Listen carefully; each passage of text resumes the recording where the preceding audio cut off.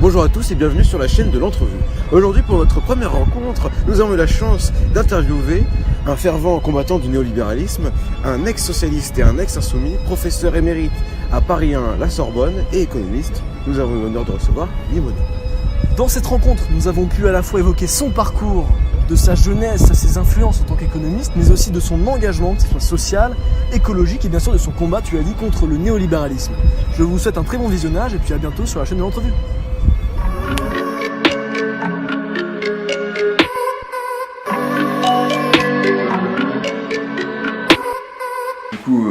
Bonjour Lim. Bonjour. Alors pour commencer, j'aimerais savoir comment arriver en France après 4 ans de vie au Vietnam influence-t-il la vie d'un jeune garçon? Ah bah déjà, on m'a pas dit qu'on partait définitivement quand on est parti. Ma mère nous a amenés à l'aéroport sans rien nous dire. Et mon père nous a rejoints ensuite aux Philippines.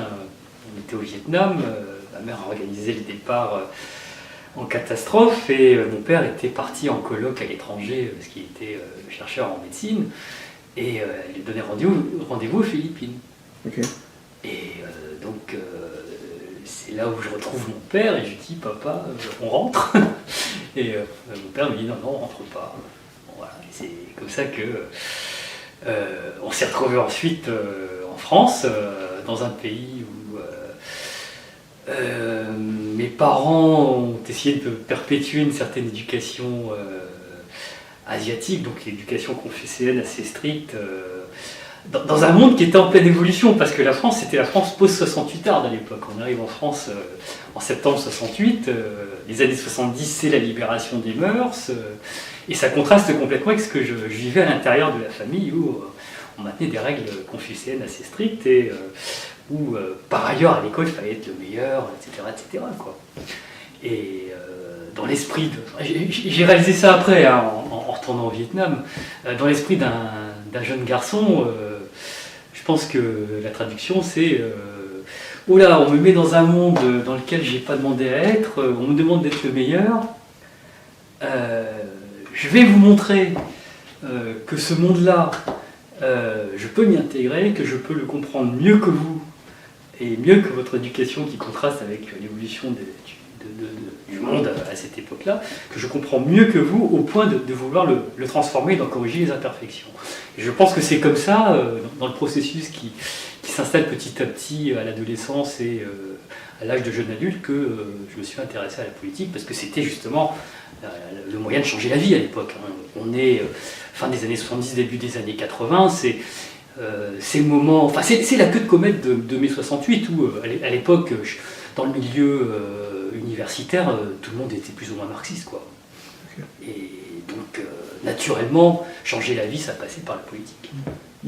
Et comment vous vous êtes retrouvé en pleine adolescence justement dans une campagne présidentielle comme ça?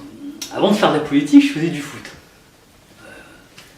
Je voulais en faire un métier, j'étais dans les sélections régionales de jeunes.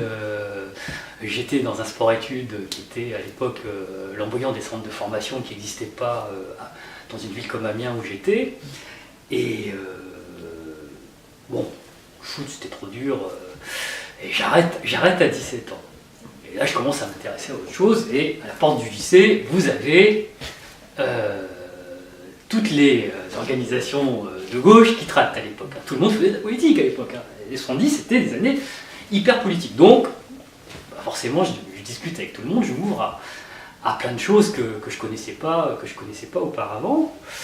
Et à l'époque, les gens de l'UNEF tentaient de monter des syndicats dans les lycées. Donc moi j'ai monté un syndicat lycéen dans mon lycée, c'était à la cité scolaire à Amiens. La cité scolaire, pour savoir ce que c'est le gros lycée laïque de la région. Et à côté, c'était la Providence, où il y avait, quelques années plus tard, c'est des gens comme Macron qui font leurs études, quoi. Hein. Donc vous aviez le gros lycée laïque très politisé, puis à côté le lycée de jésuites où il y avait la haute bourgeoisie amiénoise qui allait, quoi. Bon, moi j'étais à un gros lycée laïque où tout le monde, les gens normaux faisaient de la politique, quoi. Bon. Et donc moi je monte le syndicat lycéen. Je mets le bahut en grève parce qu'à l'époque il manquait 5 profs à la rentrée, donc, et c'est un peu comme ça que je commence à être connu localement dans le champ des réseaux associatifs, etc. Et alors, comme je faisais un peu l'école buissonnière pour distribuer les tracts, mes parents m'avaient imposé des cours particuliers, notamment des cours de français et d'allemand, quand j'étais au lycée.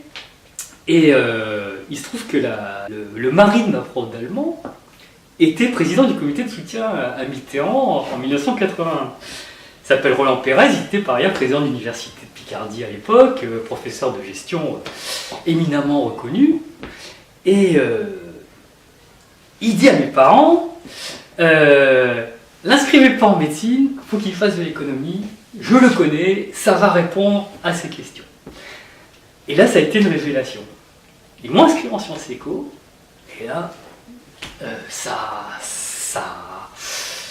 alors que je séchais les cours quand j'étais au lycée, là, je buvais les cours de fac qui étaient faits par des profs qui étaient encore des profs hétérodoxes à la fac d'Amiens. C'était, à l'époque, à la fac d'Amiens, il y avait des gens comme Avietta, Bocara, Palois, Morisson, bref, c'était les régulationnistes, les keynésiens circuitistes, etc. Donc là, vous semblez évoquer la politique comme quelque chose qui est arrivé dans votre vie et qui a pris énormément de place d'un coup, qui vous a vraiment passionné. Et donc, qu'est-ce qui vous pousse dans les années 90 à quitter ce monde qui vous a pourtant éveillé? Le moment suivant, c'est mon arrivée à Paris, parce que je fais mes 2 premières années de fac à Amiens. Toujours notre ami Pérez me dit il faut que tu passes le concours de l'ENS Cachan. C'est l'école normale supérieure pour préparer ensuite les concours d'enseignement du secondaire. Bon, à Amiens, je prépare en candidat libre, hein, alors que normalement, il faut aller dans les prépas, machin. Moi, je prépare en candidat libre, on est 2 dans la salle, et paf, je suis admissible. Et je me retrouve à Paris, aux oraux, avec des gens qui sortaient des grosses prépas parisiennes. Alors, je ne suis pas admis parce que je n'étais pas très bon en maths, j'ai 2 en maths alors que je tirais des 15 en éco. Et donc, finalement, je ne suis pas pris à cause des maths. Et c'est là que je me retrouve avec des gens qui ont été pris ensuite. Donc, je me retrouve avec eux le jour des résultats. Et il me dit, bon, viens, on va faire la fête, mais bon, t'as peut-être pas envie, mais ça serait sympa que tu viennes avec nous. Donc là, je fais la connaissance de toute une bande de gens dans lesquels il y a des économistes qui aujourd'hui sont reconnus, comme Franck Portier, qui est un des piliers de Toulouse, qui a été à Toulouse l'un des piliers de Toulouse School of Economics, avec Lafont. Et il y avait Yannick Lorty, qui a été un des économistes importants à la direction de la prévision au début des années 90 et qui a importé la théorie orthodoxe des insiders sur le marché du travail, les insiders et les outsiders. Bon, bref, donc il y avait des gens comme ça. Et à l'époque, ils étaient de gauche, c'est ça qui est marrant, quoi. À l'époque, certains d'entre eux vendaient Rouge. Rouge, c'est le journal de la Ligue communiste révolutionnaire. Et en gros, c'était Christophe Rameau, qui lui-même, aujourd'hui, est un économiste hétérodoxe. Et donc, je vous raconte cette anecdote parce que pour des besoins de carrière ensuite, certaines de ces personnes se sont retrouvées dans des laboratoires très orthodoxes qui ont été des accélérateurs de carrière, alors que d'autres se sont plutôt retrouvés dans des laboratoires hétérodoxes qui ont plutôt freiné leur carrière, quoi.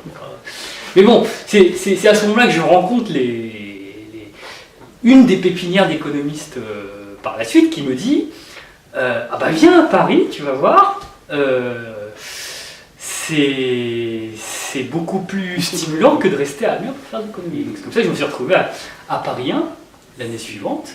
C'est à ce moment-là que la fac du Panthéon se met en grève pour la dernière fois. Donc j'ai ce fait d'armes comme militant de l'UNEF, parce qu'à l'époque j'étais encore à l'UNEF, comme étant le dernier militant de l'UNEF à avoir mis le Panthéon en grève. Ah, bah, voilà. Depuis 86, le Panthéon n'a plus jamais été en grève. Vous y enseignez. Maintenant j'y enseigne. Enfin, je suis de l'autre côté de la barre, de l'autre côté, quand vous déclenchez une grève, vous êtes monté à la tribune, quoi. Mais c'était une performance parce que le Panthéon, il faut savoir qu'il y a Paris 2 dedans, quoi. Donc bloquer le Panthéon, c'est pas évident parce qu'il y a les gens de Juny, bon, je fais pas un dessin, quoi, c'est un peu compliqué. On avait fait ça sans bloquer sans les blocus d'aujourd'hui, hein, vraiment en faisant des assemblées générales, sans bloquer la fermeture de l'université, etc. Quoi. Et donc les gens spontanément n'allaient pas en cours et venaient à l'assemblée générale, quoi. Et on se refusait d'avoir des méthodes violentes à l'époque, quoi. Oui, alors donc il n'y a plus de débat au PS à la fin des années 80, et moi ça m'emmerde, quoi. Donc là, je dis bon, ça ne sert pas à grand chose de rester là. Je pars à l'armée, puisqu'à l'époque le service militaire était obligatoire, donc je pars à l'armée et ensuite je reviens, je fais une thèse. À l'époque j'étais premier de promo en DEA et on m'avait proposé une allocation de recherche, sauf que je devais partir à l'armée, donc on s'arrange pour que je fasse mon DEA en 2 ans, pour que je puisse démarrer mon allocation de recherche qui financera ma thèse à mon retour de l'armée. Donc je suis à l'armée, très bon souvenir. Je pense que d'ailleurs un service militaire obligatoire et mixte ne serait pas une mauvaise chose aujourd'hui pour favoriser l'attachement des jeunes à la République, mais bon, ça c'est un autre sujet. Et donc je reviens en 89 pour démarrer ma thèse. Et c'est là que j'entreprends ce travail dans le but de me forger ma propre grille de lecture du monde, de la consolider et de l'éprouver. Parce que quand on fait de la politique, on a des intuitions sur plein de choses, on sent qu'il y a des débats qu'on maîtrise plus ou moins bien. Et bon, comme j'ai lu un peu Marx, je sentais bien qu'il fallait mettre son nez dans ce qu'on appelle l'infrastructure chez Marx, c'est-à-dire dans les rapports de production, dans l'économie, quoi. Comment on produit, on répartit les richesses, on fait manger les gens, quoi. Donc c'est ça l'économie. Donc là, je dis, je vais faire de l'économie pour me construire ma grille de lecture du monde. Et donc, là, je fais ça à fond, je m'insère dans les réseaux universitaires. Donc ensuite, je suis recruté maître de conférence à l'Université de Paris 1. Et voilà, et après c'est parti. Donc j'étais connu comme étant des jeunes économistes hétérodoxes. À l'époque, on participait à tous les colloques nécessaires pour se faire connaître, pour publier, etc. Quoi. Donc je joue le jeu académique et c'est comme ça que je rencontre tous les économistes hétérodoxes dans les séminaires, les colloques, des gens comme Robert Boyer, Olivier Favreau,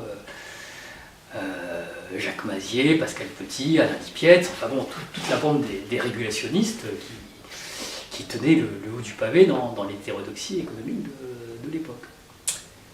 Intéressant. Donc on a parlé un petit peu de Mitterrand. Donc c'est un candidat que vous avez supporté, enfin, que vous avez suivi en tout cas. Est-ce que vous avez des regrets sur le bilan de ces 2 mandats? Oh, que j'ai supporté, moi j'ai jamais été Mitterrandolâtre à l'époque. Enfin, quand on a collé les affiches pour Mitterrand, c'était pour battre la droite, quoi.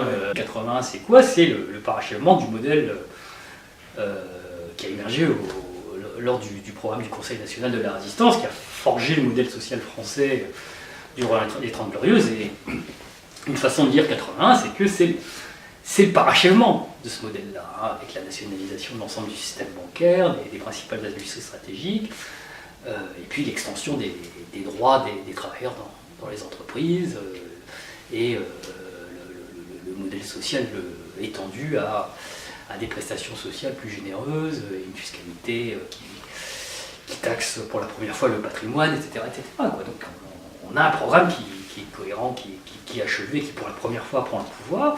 Puis sur le plan sociétal, c'est toutes les revendications de 68 qui émergent et qui s'expriment avec des ministères sur les droits de la femme, etc., qui n'existaient pas auparavant. Donc c'est tout ça qui arrive au pouvoir, c'est pas Mitterrand en tant que tel. Oui, bien sûr. Mitterrand, n'oublions pas qu'il adhère au PS d'Épinay avec 600 plus ou moins vraies cartes, qu'il est au milieu de tensions, de conflits entre les courants et que c'est le plus petit dénominateur commun.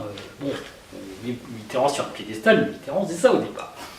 Après, il était assez habile et persévérant pour être le leader de ce que je décris là, en éliminant tout d'abord, en s'appuyant sur la première gauche contre la deuxième gauche. Il n'a pas éliminé la deuxième gauche, puisqu'ensuite, le gros paradoxe, c'est qu'il se fait lire sur le programme de Chevènement, sur un programme très première gauche, et il met au poste clé des gens de la deuxième gauche.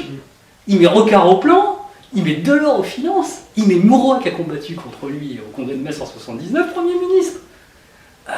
Comment voulez-vous que ça fonctionne quand vous mettez des gens qui ne croient pas dans la politique que vous conduisez, qui est le programme que j'ai indiqué, plutôt première gauche, plutôt République sociale, des gens qui vont ensuite, au moment du tournant de la rigueur, d'autant plus facilement retourner Casaque, quoi. Donc vous parlez du tournant de la rigueur, donc ça se passe dans le monde entier. Hein. On voit la pensée keynésienne qui perd un petit peu d'influence au profit des thèses néolibérales orthodoxes. Est-ce qu'il y a des leçons à tirer de cet échec qui est relatif? C'est pas un échec. C'est pas un échec.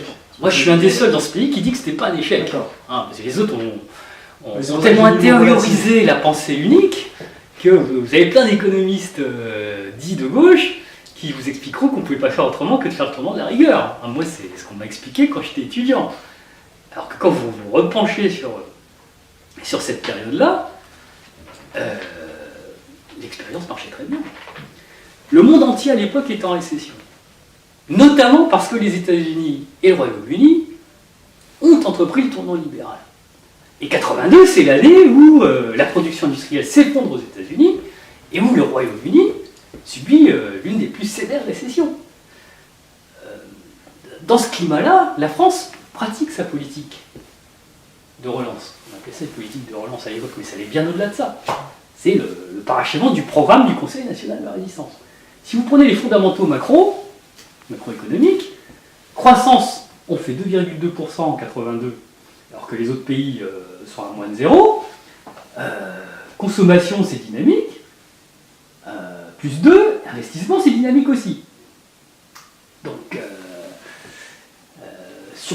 sur le plan de la croissance, ça fonctionne. Et contrairement à ce qu'on a raconté, les capacités de production ne sont pas complètement saturées. Si vous regardez les taux d'utilisation des capacités de production, il est à son taux normal.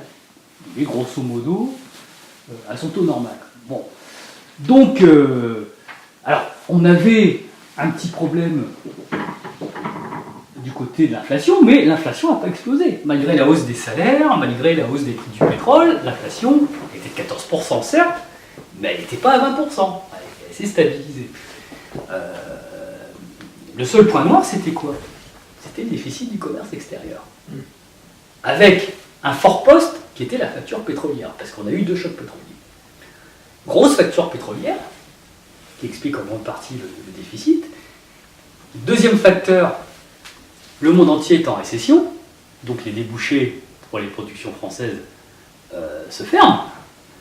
Et puis troisième facteur, on est dépendant de l'Allemagne notamment en matière de biens d'équipement. Surtout que la politique du gouvernement précédent avait été de recentrer les entreprises stratégiques sur les créneaux les plus rentables en externalisant un certain nombre d'activités. Donc on appelait ça la politique des créneaux et on avait commencé à démanteler les filières de production. Donc on était un peu dépendant de l'étranger sur un certain nombre de productions. Ça expliquait le déficit du commerce extérieur, qui devait à long terme être résorbé par la politique industrielle reconstituant les filières. Et ensuite, si vous prenez les autres facteurs, la facture pétrolière, bon, à l'époque c'était le tout pétrole, mais si on avait réfléchi à l'époque à la sortie du tout pétrole, on n'était pas dépendant des énergies fossiles et de leur voler des prix, et on ne le saurait plus. Aujourd'hui, on se pose d'ailleurs le problème de sortir des énergies fossiles, on aurait pu se le poser dès cette époque, et vous aviez des écologistes comme René Dumont à l'époque qui avaient commencé à tirer le signal d'alarme. Donc, il y avait des réflexions intermédiaires qu'on aurait pu engager. Quant au reste du déficit, à court terme, on aurait pu l'ajuster. Comment on faisait à l'époque quand il y avait un déficit commercial? On ajustait le taux de change. On dévaluait. dans les fourchettes de change requises, dans les fourchettes de fluctuation requises. On ne l'a pas fait en France. Le franc était au plus bas de sa fourchette. Donc, qu'est-ce qu'on a fait? On a commencé à soutenir le franc pour qu'il respecte les accords internationaux en utilisant les réserves de change, c'est-à-dire en échangeant les devises contre des francs pour que le franc ne s'effondre pas. À un moment donné, il n'y a plus de réserve de change. Donc il y avait un débat, initié par ce qu'on a appelé les visiteurs du soir de l'époque, qui disaient à Mitterrand, bon, si on veut continuer cette politique, c'est possible, mais à condition de sortir du système monétaire européen, de renégocier les marges de fluctuation. Et si les partenaires ne veulent pas, il faut sortir du système monétaire européen, d'évaluer le franc de 25% pour poursuivre la politique qu'on mène sans avoir à baisser les salaires, très précisément. La dévaluation, ça permet de vendre moins cher à l'exportation sans baisser les salaires, et ça plombe les concurrents étrangers qui pénètrent votre marché. Donc ça permet de rétablir la balance commerciale. Le seul point noir à l'époque étant la facture pétrolière. Mais si vous enlevez la facture pétrolière, c'était ça la possibilité de restaurer le commerce extérieur, de poursuivre la politique entre guillemets de gauche, sans revenir sur ces engagements. Et ça, on pouvait le faire. Les Britanniques, chaque fois qu'ils ont été confrontés à une situation de ce type au cours des années 80-90, sont sortis du système monétaire européen pour mener leur propre politique macroéconomique, qui n'était pas la même que la nôtre, mais ils l'ont fait. Notamment, ils l'ont fait à la fin des années 80. Donc la France aurait pu le faire. Techniquement, c'était possible. Alors pourquoi on ne l'a pas fait? On ne l'a pas fait parce qu'aux finances, nous avions Jacques Delors, ministre des Finances, qui avait en tête le projet du marché unique et de la monnaie unique. On voudrait savoir comment on peut adapter le keynésianisme qui repose finalement sur un modèle de consommation de masse dans un monde où l'écologie doit prendre une part de plus en plus importante. C'est un sujet important. À l'époque, Keynes disait que pour arriver au plein emploi, on pouvait payer des gens à creuser des trous pour enterrer des bouteilles, et puis à recreuser les mêmes trous pour déterrer les bouteilles. Donc ça crée des emplois. Donc bref, vous pouvez arriver au plein emploi avec des projets complètement inutiles, hein. Des projets polluants par ailleurs. Vous voyez, un point de croissance, ça peut être des centrales nucléaires, des canons, des voitures qui polluent, tout comme ça peut être des bicyclettes, des voitures électriques, des éoliennes, des entreprises photovoltaïques, des écoles, des crèches, etc. quoi. Donc, si vous voulez, Keynes n'aborde pas du tout l'aspect qualitatif.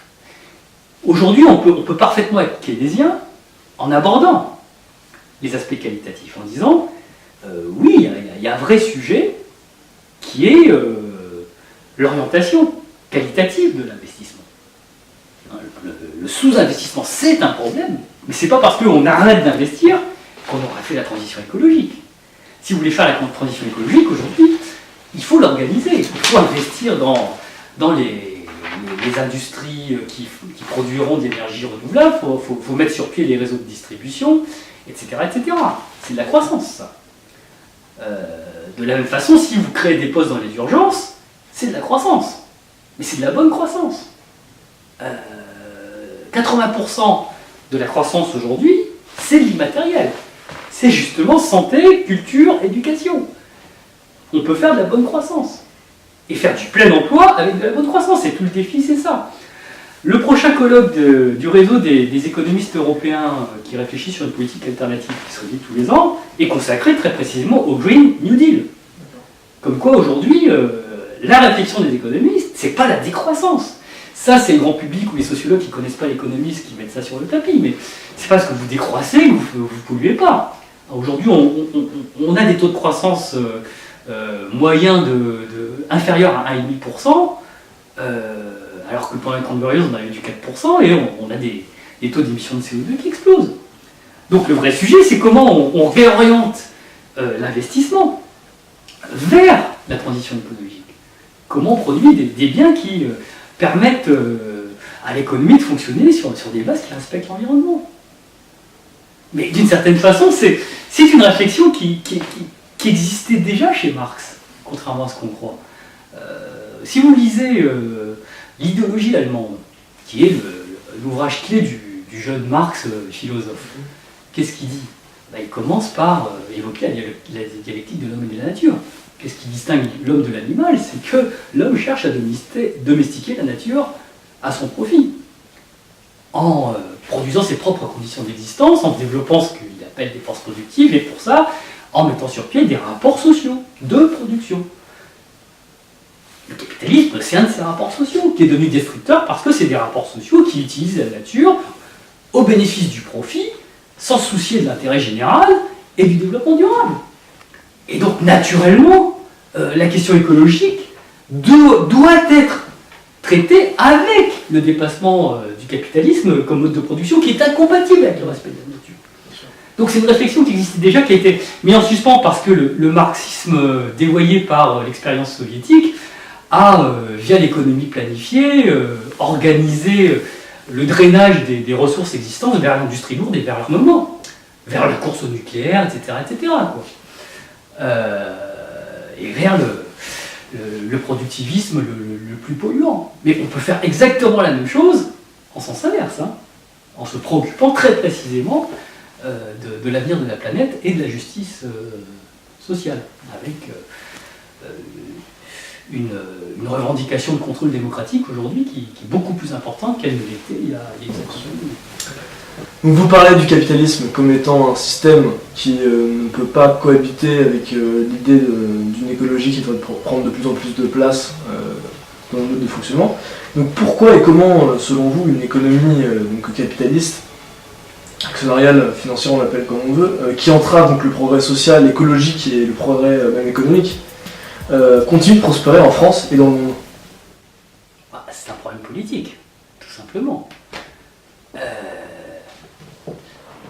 Il y a une phrase, si on veut faire langue de bois, que les trotskistes apprennent quand ils sont jeunes, qui est une phrase de Trotsky dans le programme de transition qui dit « La crise de l'humanité se résume à la crise des appareils bureaucratiques ». Bon, ça fait un peu old-fashion cette affaire-là. Ça fait vieux jeu, mais c'est un peu ça. C'est qu'aujourd'hui, on a une crise de l'humanité qui se résume au fait que l'alternative politique capable de porter un projet de société socialiste et écologiste est en crise. Cette alternative est en crise. Et en France, elle l'est parce que le choix qui a été fait par la social-démocratie française, ça a été celui du social-libéralisme, et ce dès 1983. Alors la dérive n'a pas forcément été consciente, assumée immédiatement, mais elle l'a été clairement par Hollande. Lorsque Hollande théorise le socialisme de l'offre avec le CICE, le pacte de responsabilité et de compétitivité, il l'assume explicitement, et c'est d'ailleurs ça qui provoque l'explosion du Parti socialiste et le malaise chez les électeurs qui ne votent plus socialistes. Alors, du coup, les électeurs se sont portés ailleurs. La France insoumise a émergé et a eu un certain succès pendant la présidentielle parce qu'elle avait réussi à remobiliser les électeurs socialistes. Si vous prenez l'électorat de la France insoumise de l'élection présidentielle, c'est l'électorat socialiste. Hein, c'est pas l'électorat populiste des deux bords, hein, contrairement à ce qu'on croit. C'est l'électorat socialiste. Bon, le peuple de gauche aujourd'hui est orphelin de ça. Alors il n'y a pas qu'en France. Hein, en Allemagne, la social-démocratie a fricoté avec la CDU pendant des années et depuis l'expérience Schröder, c'est elle qui donne le là en Europe et toutes les autres social-démocraties s'alignent là-dessus. En Italie, il n'y a plus qu'un parti démocrate qui risque d'emmener le mouvement 5 étoiles vers une dérive gestionnaire, quoi. En Espagne, on attend de voir ce que ça va donner l'expérience Podemos et apparemment ils n'arrivent pas à s'entendre. Ils sont en perte de dynamique là. Mais un petit peu partout, il y a une crise dans le camp de ceux qui sont susceptibles de porter des projets socialistes avec Alantes et écologiste, puisqu'ils sont liés. C'est pour ça que moi j'appelle ça l'écosocialisme, les deux questions étant liées. Alors, il ne faut pas désespérer parce que ça revient cette affaire. Ça revient là où on ne l'attend pas. Prenez aux États-Unis aujourd'hui, le courant qui est en dynamique dans le Parti démocrate, c'est un courant socialiste, avec une leader qui s'appelle Victoria Octavio Cortez, qui est porteuse de ça, et le sujet à la mode aux États-Unis, c'est le socialisme, très précisément. On dit qu'il n'y a plus de clivage gauche-droite. C'est vrai, mais est-ce qu'on s'est interrogé sur ce qu'est le clivage gauche-droite? Le clivage gauche-droite, c'est pas un clivage de classe, contrairement à ce qu'on croit. Le clivage gauche-droite en France, il est né à la Révolution sur la question laïque et la question démocratique. Pourquoi on a appelé ça la gauche? L'Assemblée. Oui, L'Assemblée. parce que au moment de la Constituante, se trouvait posée la question du droit de veto du roi. Et ceux qui étaient contre le droit de veto du roi, donc pour la démocratie, se sont mis à la gauche du président de l'Assemblée constituante de l'époque. Les autres se sont mis à droite, du côté de la reine. C'est ça qu'est née la gauche et la droite. Et le bouquin de Jérôme Fourquet est très intéressant parce qu'il montre que le clivage gauche-droite en France, c'est le clivage religieux. C'est la vieille droite catho face à la gauche laïcarde. Vous pouvez peut-être le rappeler, le livre? L'archipel citoyen. Très bon livre, qui est sans doute le meilleur livre de sociologie politique du moment, qui donne une photographie instantanée extrêmement précise de ce qui est devenu la France. Bon, mais longtemps, c'est ce clivage gauche-droite avec une vieille droite catho-réac puisant ses racines dans l'Ancien Régime, qui est opposée à la gauche républicaine laïcarde française héritée de ce moment-là. Et la question de classe, elle est présente, parce que le développement des partis communistes qui représentaient un quart de l'électorat à un moment donné, il y a eu une gauche qui s'est structurée autour de ce qu'on appelle le mouvement ouvrier au début du XXe siècle, mais c'était pas la seule question. Cette question était souvent transcendée par d'autres questions. Moi, j'ai écrit contre la thèse populiste de Chantal Mouffe qui dit que l'alternative c'est plus gauche-droite parce que la gauche serait crispée sur les histoires de conflits de classe. Non, la gauche n'a jamais... La gauche, le PS, a perdu justement parce qu'il a abandonné le combat de classe. Et qu'aujourd'hui, le vrai sujet, c'est une représentation de la classe des salariés, sachant que cette classe est aujourd'hui hétérogène, éclatée dans une économie tertiarisée. Ah, c'est plus l'industrie qui est conglomérat. Est-ce que vous pensez que c'est la question de l'identité qui a remplacé la question de classe? Ça, c'est une illusion. Que disent les populistes? Quand je dis les populistes, c'est la thèse populiste académique. Mouffe a dit le problème, c'est plus la lutte des classes. Son bouquin, c'est ça. Le problème, c'est plus la lutte des classes, c'est de fédérer des demandes sociales éclatées. C'est ça sa thèse. C'est que les demandes sociales éclatées transcendent le clivage de classe lié à des questions économiques.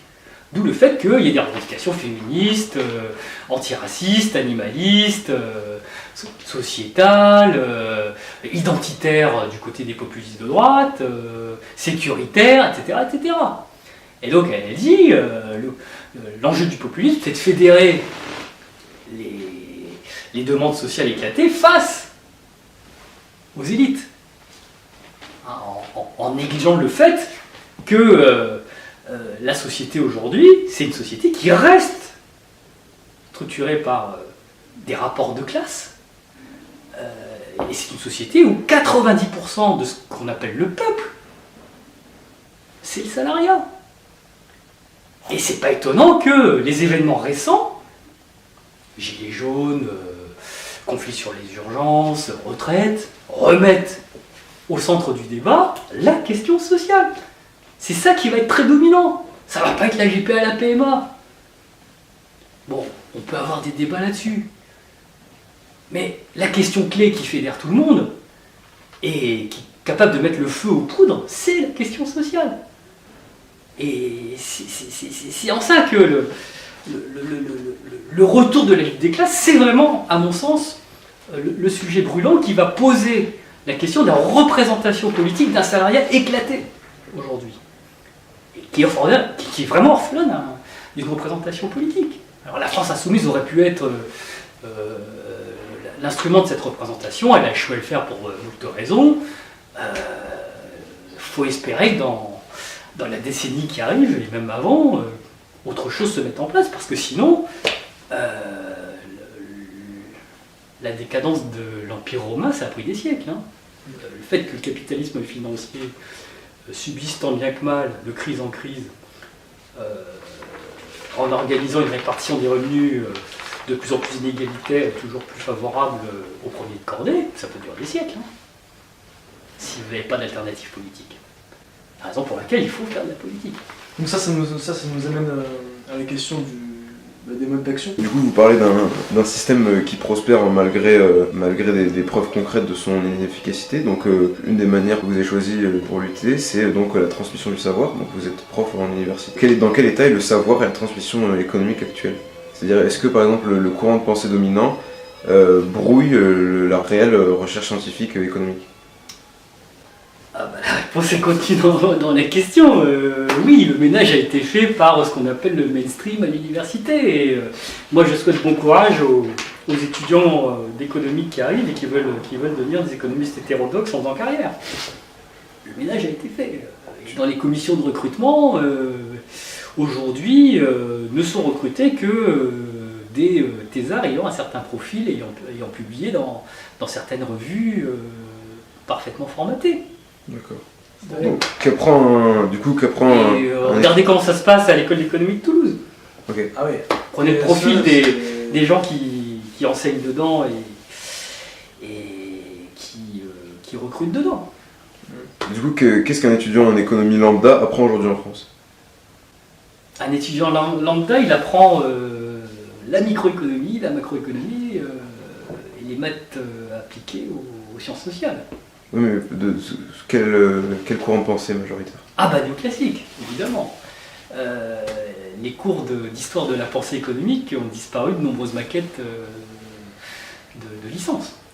Hein, avant, vous aviez un cours d'initiation aux théories économiques et après un cours d'histoire de la pensée économique où on faisait les classiques, Marx. Maintenant, un étudiant d'économie arrive en master, il n'a pas lu Keynes. Il n'a pas lu Keynes, je vous assure. Pas eu Keynes. Alors Marx, je vous en parle même pas. Les physiocrates, il ne sait pas ce que c'est. Les classiques, il retient la forme de la main invisible, c'est tout. Voilà, ouais. Adam Smith. Ah, mais la théorie de la valeur travail, ils ne savent pas ce que c'est. Bon. Donc, évidemment, l'étudiant en sciences économiques qui fait carrière à l'école économique de Toulouse est un autiste. Bah, il suffit de leur demander, de leur poser la question. Enfin, leur poser des questions d'actualité. Vous verrez comment on vous répond du côté du mainstream. Il y a un véritable intégrisme comme ça qui a formaté des générations de jeunes économistes. Donc ça, c'est depuis les années 80, donc là, depuis la rupture 83. Ça s'est mis en place progressivement. Ah, ça s'est mis en place surtout dans les années 90. Et puis aujourd'hui, vous n'aurez plus beaucoup de thésards qui vous proposeront des thèses hétérodoxes parce que ils n'ont aucune chance d'être pris avec ça, quoi. Donc il faut des modèles formalisés. Je ne dis pas que la formalisation est une mauvaise chose. Hein. Marx lui-même, un schéma de reproduction, c'est de la formalisation. Les post-keynésiens, c'est des modèles formels, très chiadés. Le problème, c'est que dans le mainstream, ce sont des modèles formels chiadés, mais qui retiennent certaines hypothèses, comme celle selon laquelle, lorsque l'emploi augmente, les salaires doivent baisser. Bon, c'est une parmi d'autres. Voilà. Donc c'est compliqué d'être dans le courant aujourd'hui, dans le monde de l'apprentissage économique en France. Aujourd'hui, il vaut mieux faire Sciences Po et puis suivre des cours d'économie en auditeur libre ou s'y intéresser à ses heures perdues, quitte à en faire sérieusement pour avoir la bonne culture, mais surtout pas les rentrées de Sciences Éco. D'accord. L'économie, c'est politique. Je suis Donc, curieux, il faut l'aborder par aspect politique. D'accord. Ouais. C'est pas une science, c'est une idéologie. Que l'Europe reste l'avenir. Ça dépend quelle Europe.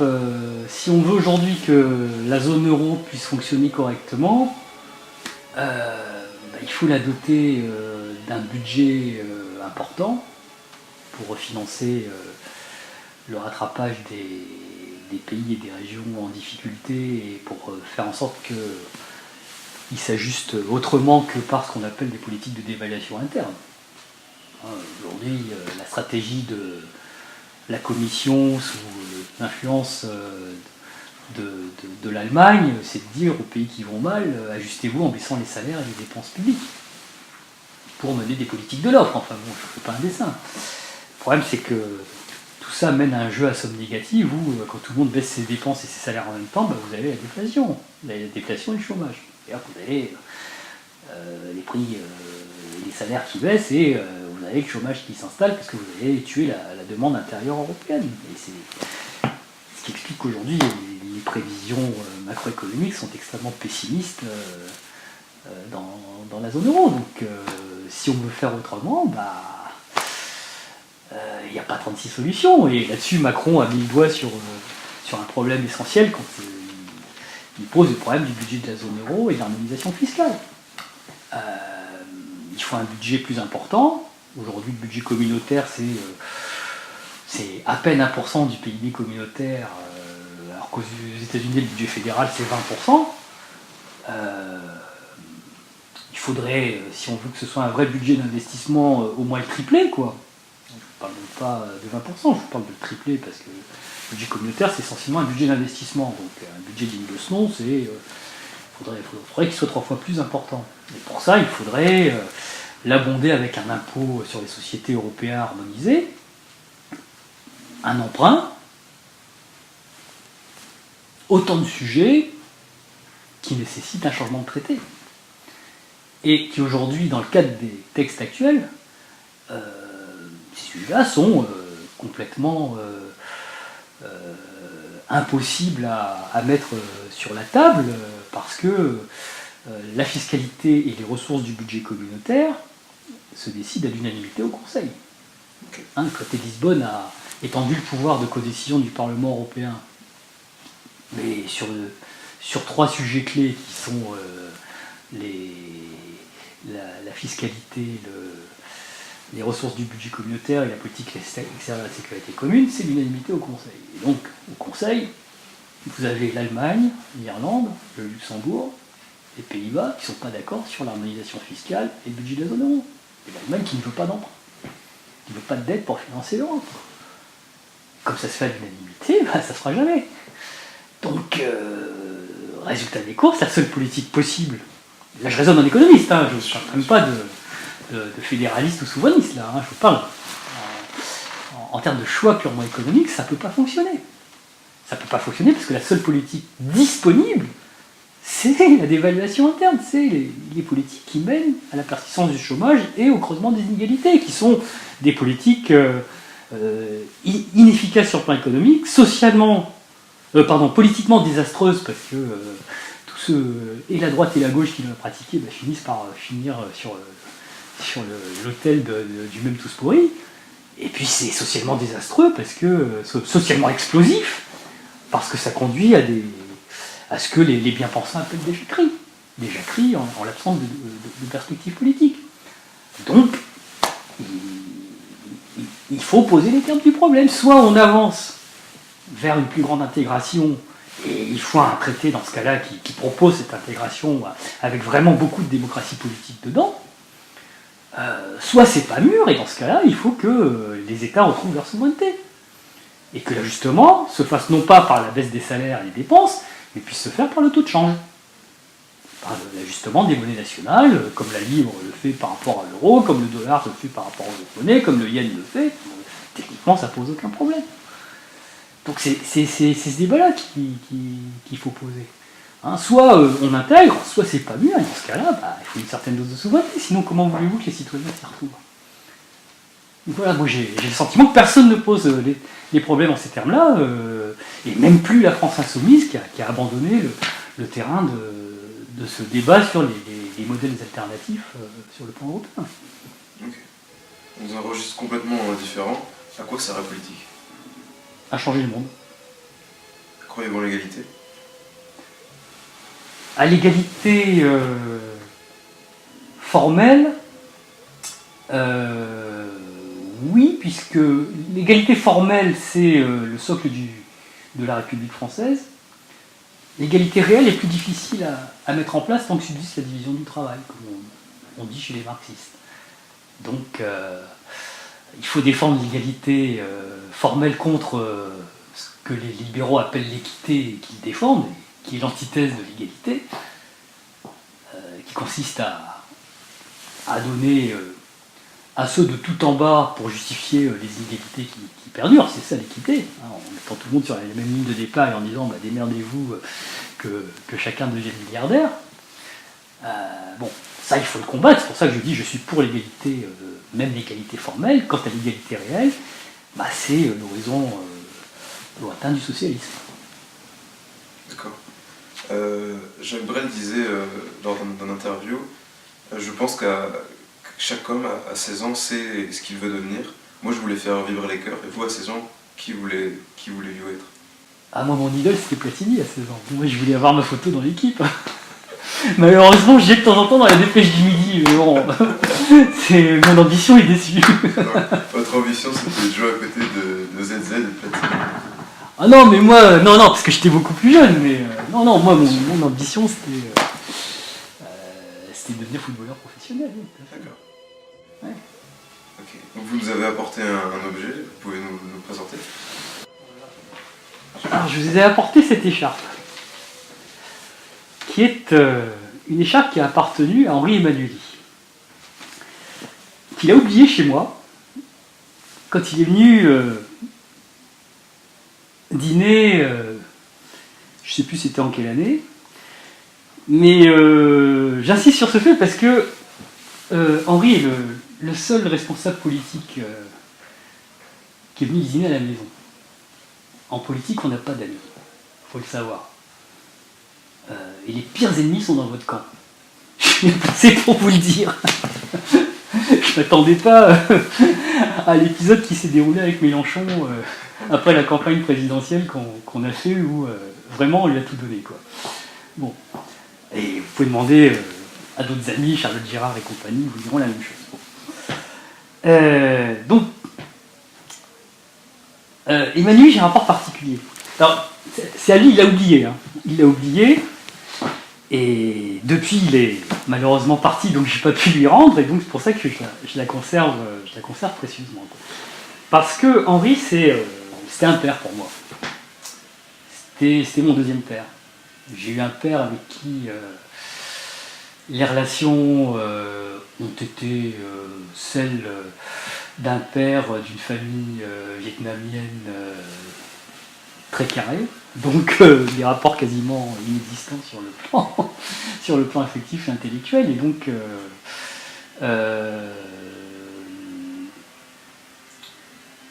c'est vraiment avec Emmanuel que j'ai eu des rapports père-fils, quoi. Vraiment. Et c'est d'autant plus drôle que normalement dans le milieu politique, on se tutoie. Enfin, dans ce qu'on appelle le mouvement ouvrier, considérant que le PS est l'héritier, comme le PC, du mouvement ouvrier.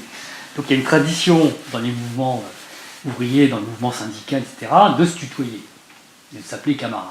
Bon. Et nous, on ne se tutoyait pas, on se vouvoyait. Il m'a jamais tutoyé, il a toujours vouvoyé. Comme Mitterrand le vouvoyait. Donc, il entretenait avec moi le même type de rapport que lui avait eu avec Mitterrand. Puis, c'est complètement marrant, mais ce vouvoiement est un vouvoiement affectif. C'est une marque de distinction, là où d'autres, ils les tutoient parce qu'ils estiment que la relation est plus commune. Quoi. Voilà, alors Emmanuelli, en même temps, c'est celui qui m'a fait venir au PS. Bon, j'étais entré au PS, comme je vous l'ai dit, après les grèves de 86, dans la foulée du mouvement étudiant, mais j'en suis ensuite parti pour faire mes études. Mais je suis revenu après l'appel des économistes pour sortir de la pensée unique,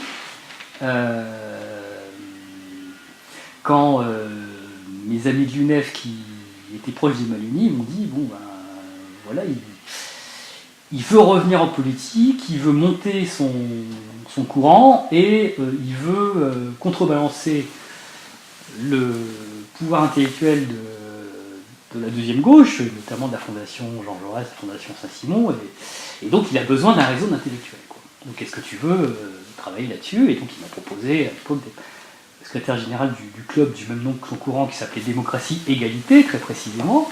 Donc ça s'est appelé le club Démocratie Égalité. Et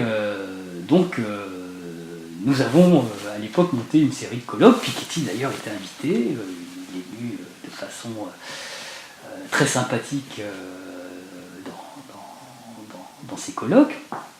Et donc on avait fait tout un travail intellectuel nécessaire pour nourrir sur le fond l'aile gauche du PS, qui, dans le congrès où tout ça s'est monté, a fait un bon score, hein, puisqu'Emmanuel avait une motion qui avait recueilli 15% des voix. La gauche socialiste, qui avait encore sa motion à l'époque, qui avait fait je ne sais plus combien, mais bon, il y avait un certain poids, quoi. Donc c'était assez important. Et puis après c'est pas lui qui m'a fait franchir le pas en politique, parce que moi je n'étais pas élu à l'époque, hein. Moi je voyais les élus de loin, j'avais mon rôle de poil à gratter un télo sur la place publique comme intellectuel, bon, ça me suffisait, quoi. Et un jour, un de ses collaborateurs, qui maintenant est à Toulouse, il s'appelle Christophe, il se reconnaîtra, il vient voir, il me dit, mais t'as jamais pensé à te faire élire? Je dis, bah non, pourquoi? Moi j'ai mon boulot, je suis à la fac, je suis tranquille, je raconte ce que je veux. Moi j'ai déjà assez d'emmerdement avec mes amis mandarins à la fac. Voilà, chacun son rôle, quoi. Et c'est là qu'il me dit, mais tu te rends pas compte, si tu avais un mandat, ta parole porterait beaucoup plus. Parce que tu aurais la légitimité du suffrage universel. Et cette phrase, la légitimité du suffrage universel, c'est celle que répète sans arrêt Emmanuel. Quand il a eu ses ennuis pour l'affaire Urbain, je rappelle, c'était pas pour enrichissement personnel, c'était pour financer le PS à l'époque où il n'y avait pas de loi de financement, donc il n'y a pas un centime qui atterrit dans sa poche.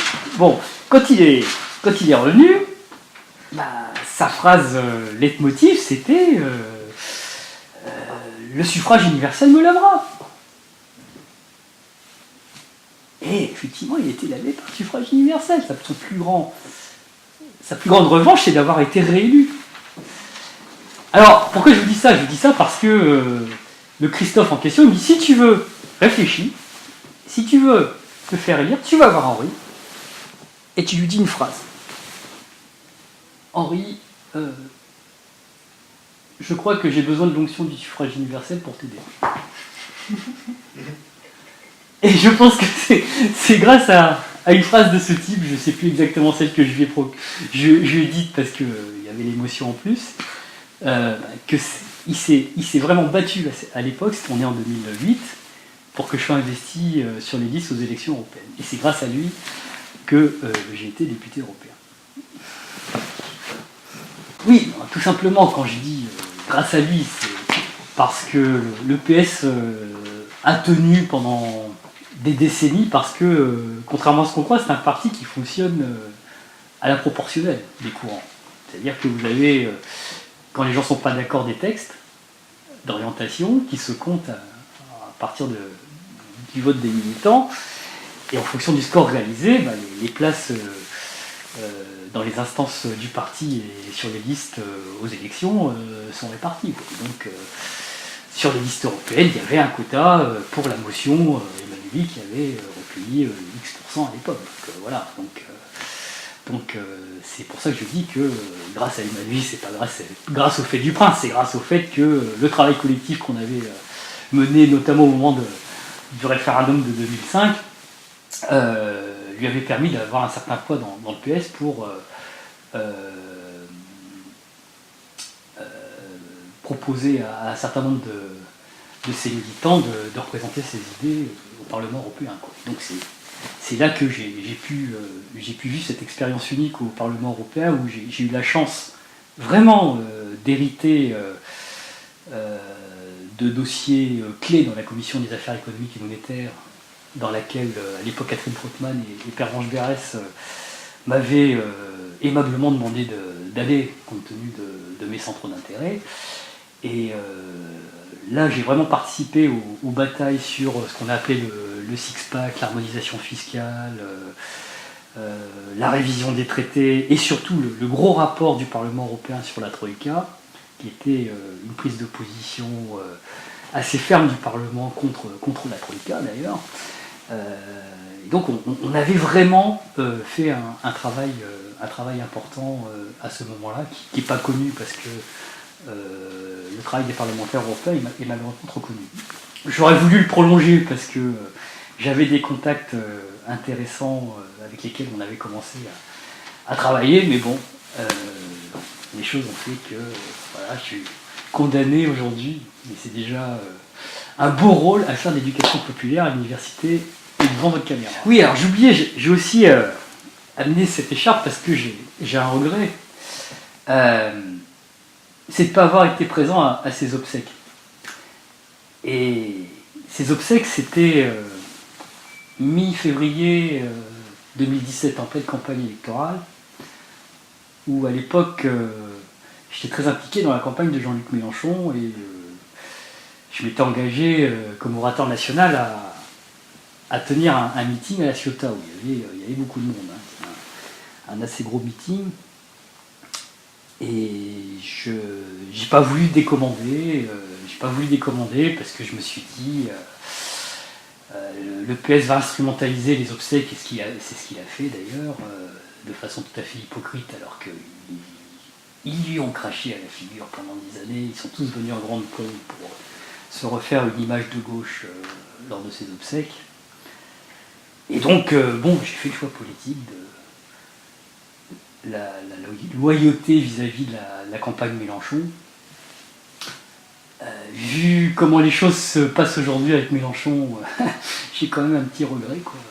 Voilà, j'ai pas pu lui dire une dernière fois au revoir devant les siens, et ses proches m'ont dit il manquait quelqu'un ce jour-là, quoi. Au revoir Henri.